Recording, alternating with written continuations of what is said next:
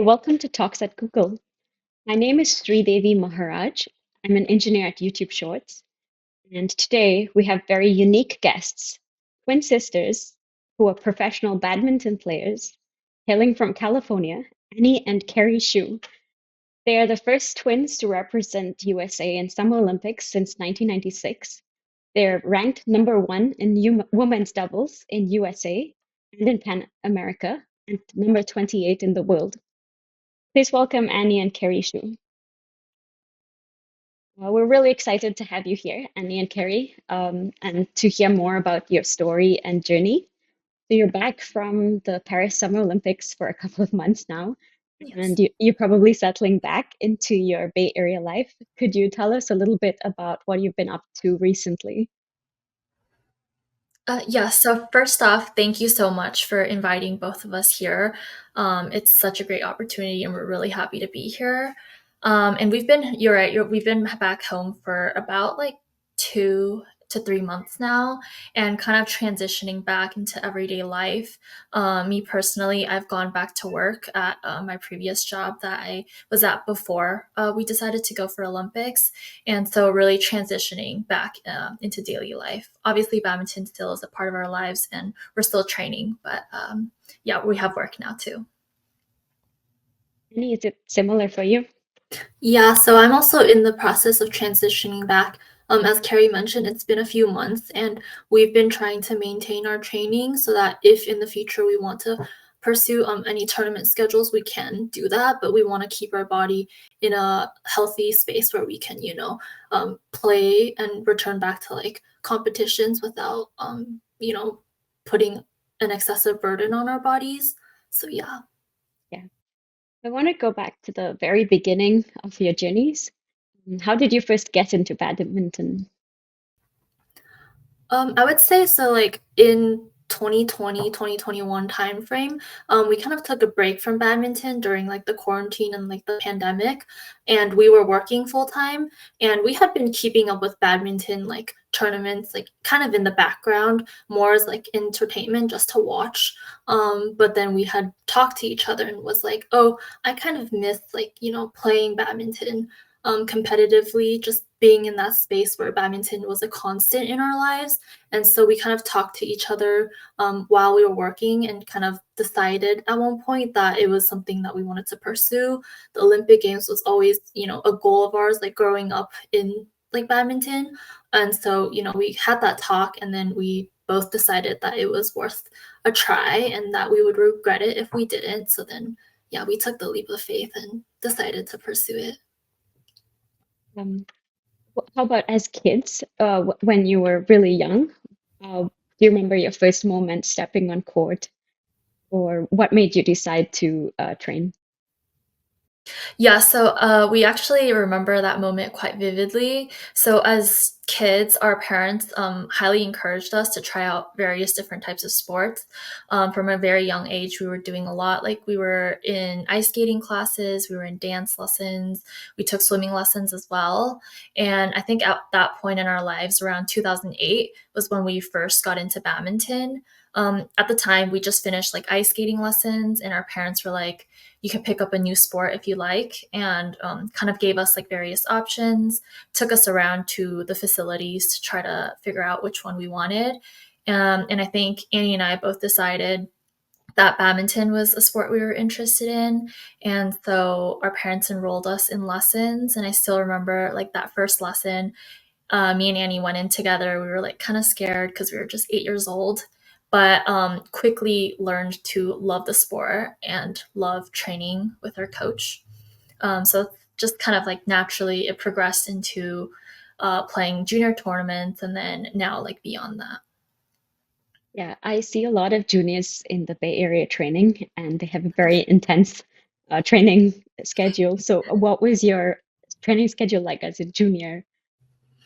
I would say as a junior, we started out with, in the beginning, it was like one lesson during the week. And that was like roughly during middle school. And then as we progressed further and like started junior badminton tournaments, we started to take more lessons during the week. And that looked like 3 to 4 times per week, and these were group lessons. So we would go to class and train with like, other kids our age and kind of spar with them. And this usually took place in the evening time. So we would go to school, try to finish homework after we got back from classes, and then go to badminton training at night to kind of decompress, have fun. And at the time, we weren't thinking too much. We were just enjoying training with all of our friends and coaches.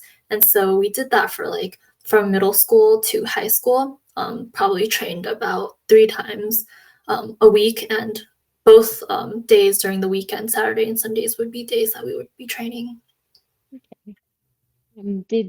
Did you did doubles sort of naturally lend to you because you're twins and sisters? Did you ever try mixed or singles? Yeah, so as juniors, we definitely played all three. I think in the US, it's a very natural course to play all three in junior tournaments to kind of figure out like which one you like better, or because you're young, you have the stamina, you can enjoy all three. But for me and Annie personally, we always focused on singles and women's doubles specifically. We didn't play mixed too often because in junior tournaments, our parents actually challenged us. They were like, "Oh, you can play higher in age groups." So when we are like 14 years old, our parents were like, "Why don't you try U19, which is the highest age bracket, and challenge like some of the older kids, some of the better kids." So because of that, like because we were a lot younger than our opponents, we would just focus on two because we didn't have like enough stamina.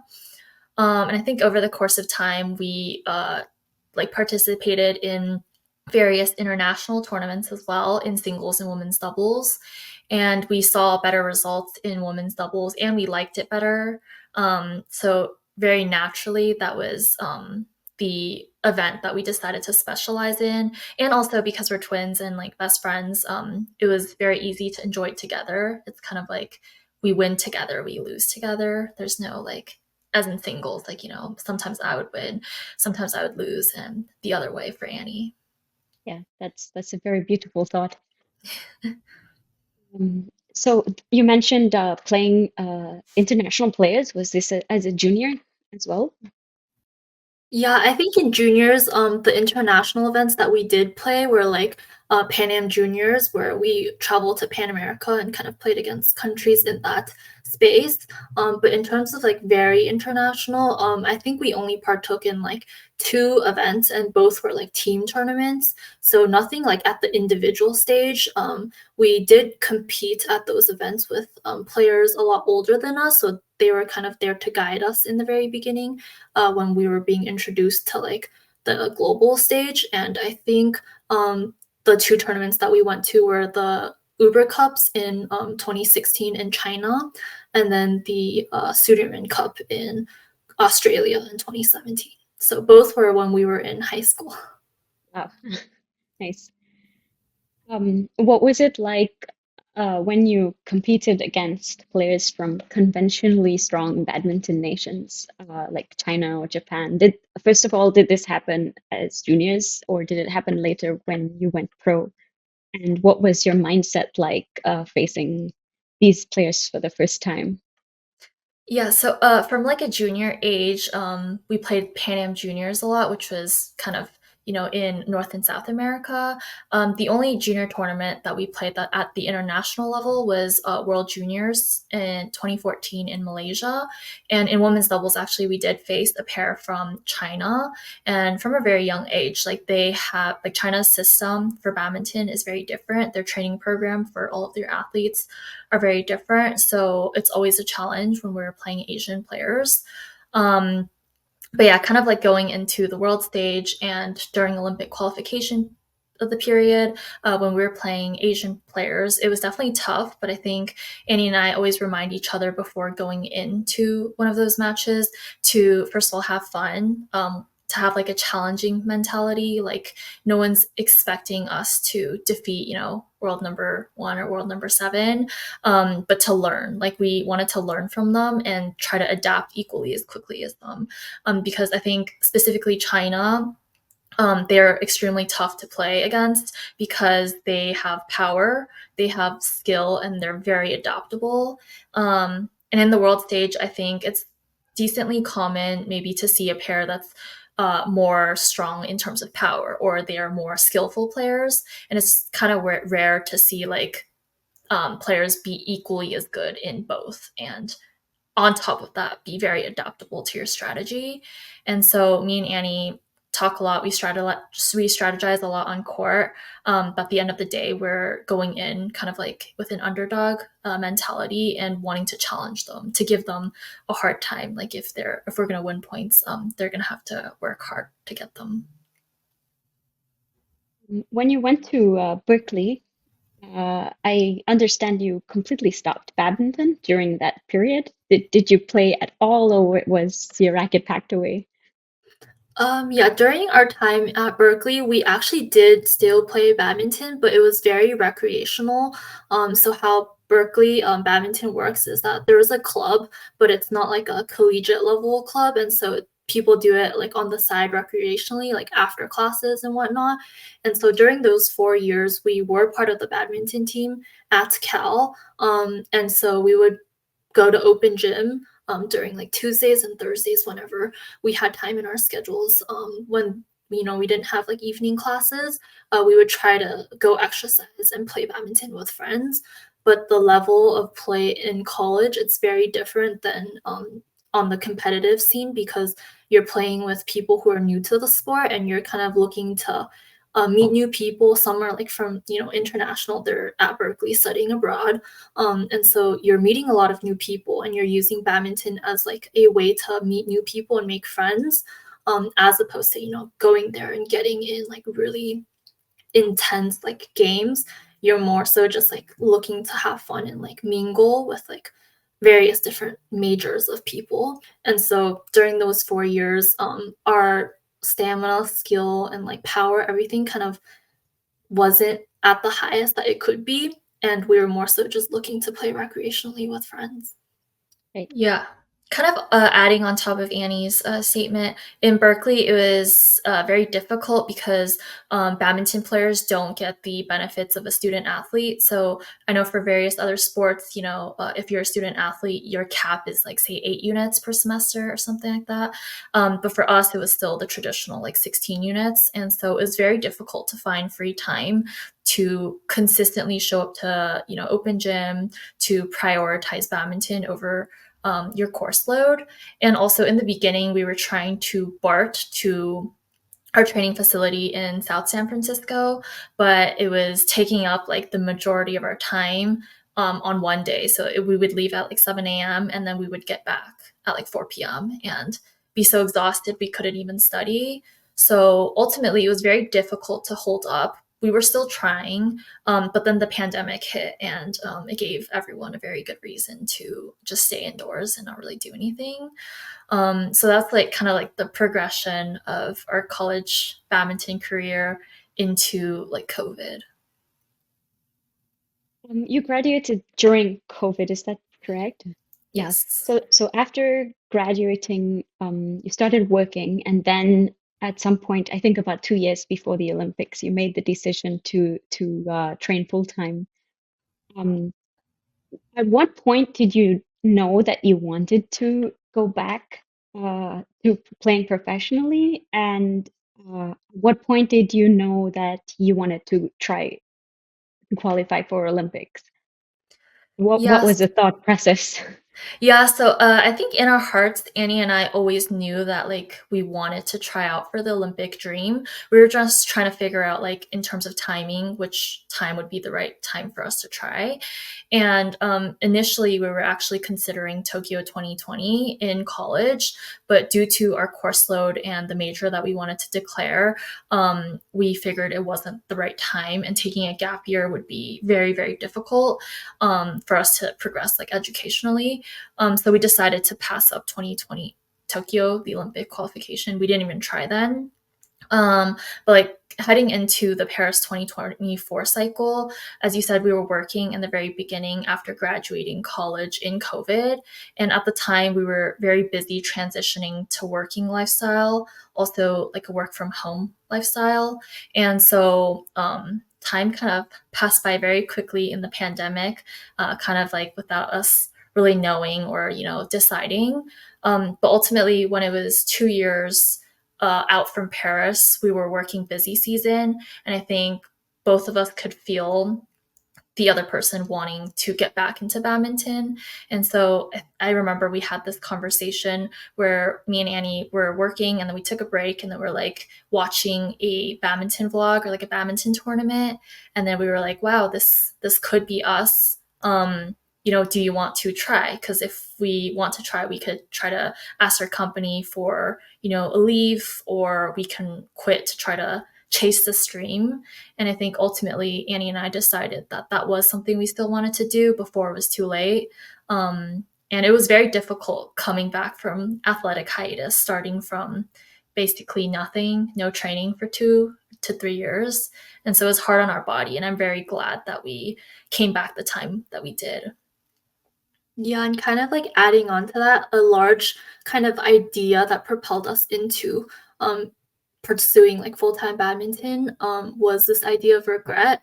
And Carrie and I had talked extensively about if we didn't pursue or even try to like go for Olympics, would it be something that we regretted later on in life when our bodies could no longer, support the physical intensity of the sport? And we agreed that it would be something that we regretted.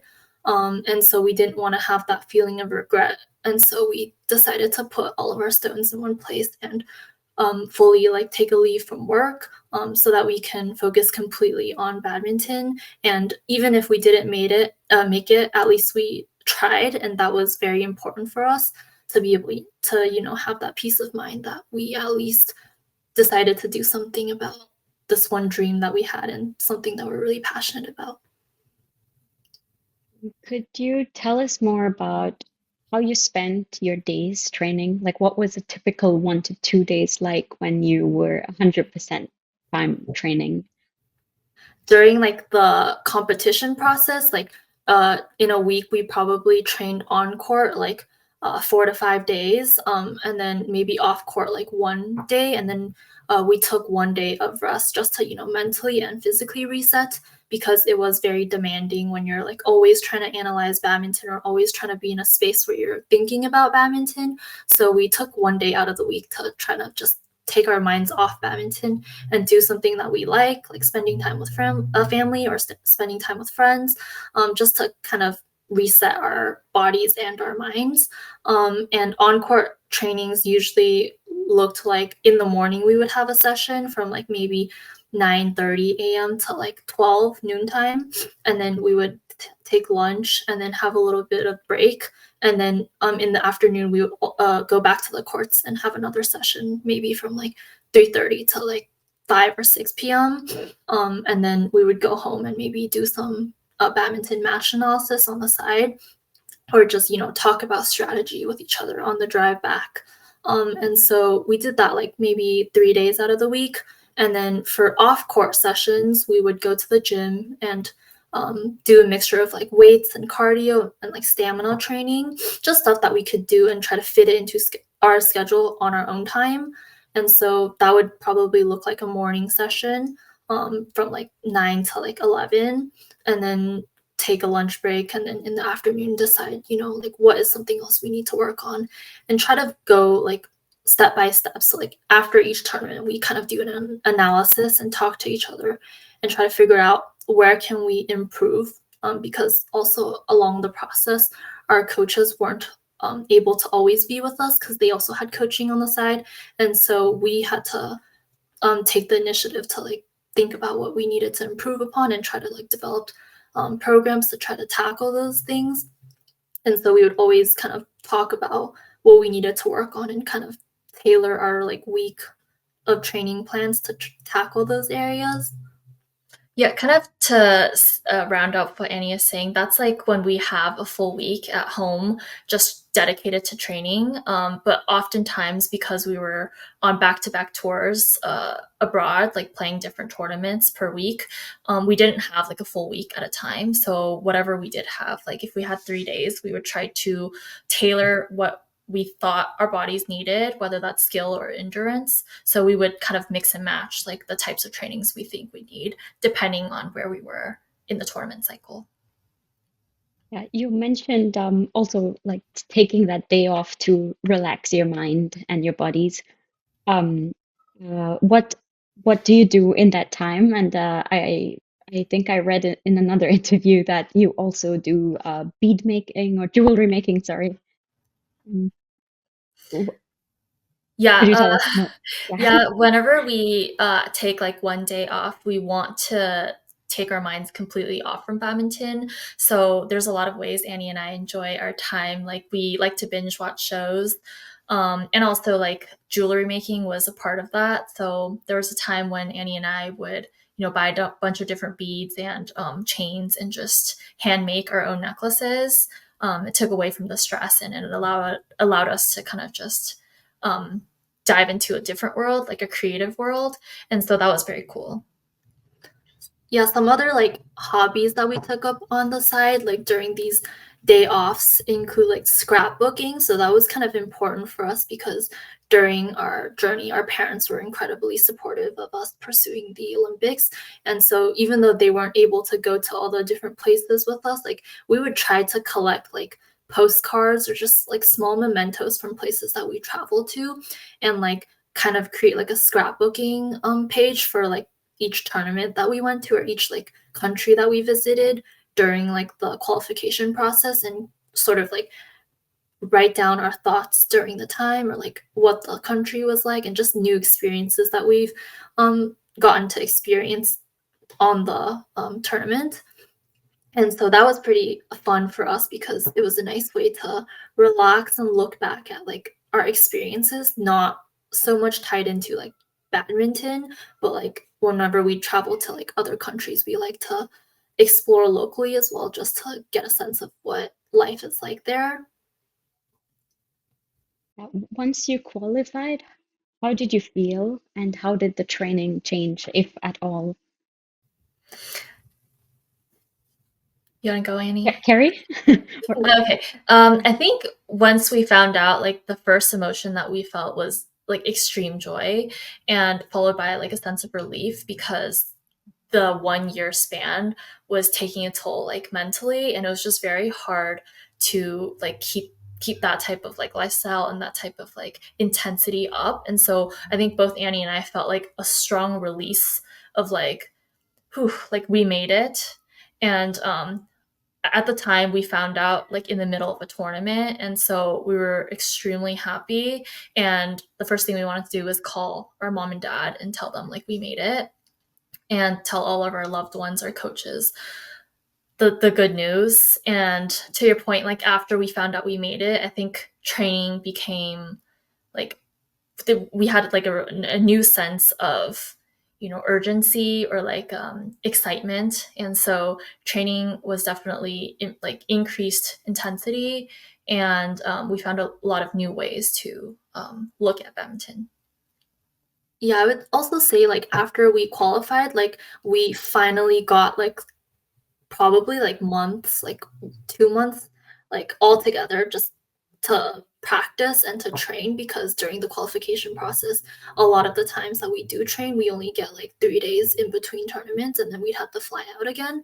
And so it was nice to have like 2 months just of continuous training so that you can really develop a plan and like not really rush your body to improve on something. And while there is a sense of urgency, like, yes, I do want to improve this particular skill, it was more like, so more relaxed, I would say, because the goal was like just to perform our best at the Olympics. And so there was less pressure in that sense because we weren't like, okay, like we have 5 days to improve this particular skill before our next tournament.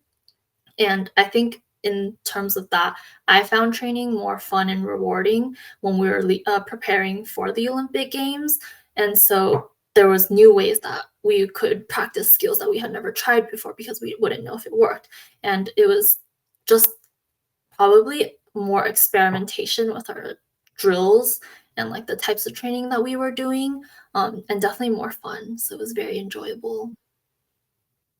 What is a memorable experience or a favorite memory you have of the Olympics? And I'd like to hear from each of you. So maybe Annie first. Yeah, I would say the most memorable for me was probably there's two. The first one being the first match of badminton that we played and like actually stepped on court. When I saw like the audience and like the stadium was packed, I was like, wow, this is like so different than like the typical like tournaments that we would go to during the qualification process because the stadium was actually packed and it sat up to like 8,000 people, I think. And so that moment when you walked on court and you were competing at the Olympic Games with like the rings on the mats, it was very like, I want to say like shocking, but like very, very exciting and like almost emotional to be able to have that moment and share it with my sister. And then the second most memorable thing was probably the Team USA welcome experience where you got your fittings for like opening and closing ceremony with Ralph Lauren, and then you got your media set and like podium set fitted for like Nike. And so each booth had its own experience, and it was very, very exciting to see like the lengths that Team USA went to kind of honor their players and like their Olympians. So yeah, definitely very memorable. Yeah, and we are definitely twins because we have like the same exact memories or like favorite moments from Olympics. But kind of for me, like the welcome experience was magnified because previously, like we follow a lot of badminton friends, and some of them went to Tokyo 2020. And so I remember seeing a snippet of someone who was showing us like their name on the mirror when they qualified. And I remember thinking, wow, that was so cool. Like, how cool would it be if I were to have my name on a mirror? And so when we went into welcome experience and in the Nike part of it, where you got into your own dressing room and then your name would flash up on the mirror along with like the US, the Olympic signs and all of the Nike symbols. That was when I was having a very emotional moment because I was like, wow, like 4 years ago, this was me like sitting on a phone watching someone else go through this very exciting moment. And now I'm here living it myself. And so that is a moment I will never forget, like for the rest of my life. And then also the second one, like Annie said, like playing your first match. I remember right before we walked on for the very first time, because they had let you know that once you step foot and you play your first match is when you can be officially called an Olympian. And so I remember going through all of those motions backstage when we were waiting to walk on court, like hearing the thumps of the stadium above us and hearing the cheers, the crazy amount of cheers from like 8,000 people above us. I remember I was like very emotional and I was like about to cry, thinking like, oh wow, we fulfilled this dream. But then like, like getting to speak with Annie, like preparing ourselves, being like, wow, like we achieved this dream. Let's continue and like fight our best and give every single point our very best. And so that those two moments were very, very special to me. Having gone through this journey, if you look back now, I'd like to get your perspective on a couple of things. What were some of the challenges you faced? You did mention a couple earlier in the conversation. So what, maybe if you can walk us through those again in more detail. Challenges you faced in qualifying and playing professionally that are maybe unique to US badminton players. Yeah, so the first and the kind of biggest challenge that we faced is that USA badminton is not like a national sport. So there's no national team, there's no team behind the team, there's no support staff, and for all of the uh, like making itineraries, booking flights, those are all on the players. So we have to figure all of that out. And having to do that on top of being a full time athlete is very difficult.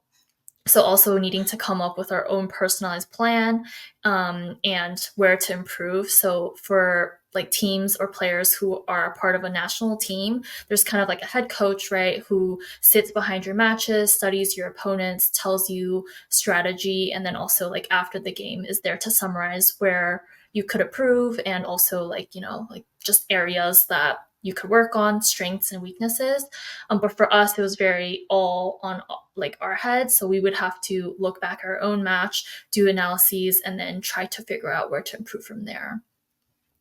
Yeah, and I would say like another really big challenge that we faced was that because badminton isn't as well known in the States, like there are a lot less sponsors willing to sponsor badminton athletes. And so all of the athletes from the USA who try to pursue Olympic qualification have to take on like a financial burden. And so they have to take on the task to try to look for a sponsor. And if they can't, to try to set up a GoFundMe page to get those finances so that you can focus all of your attention on training, competing, and just being in the mental space to give each tournament your best.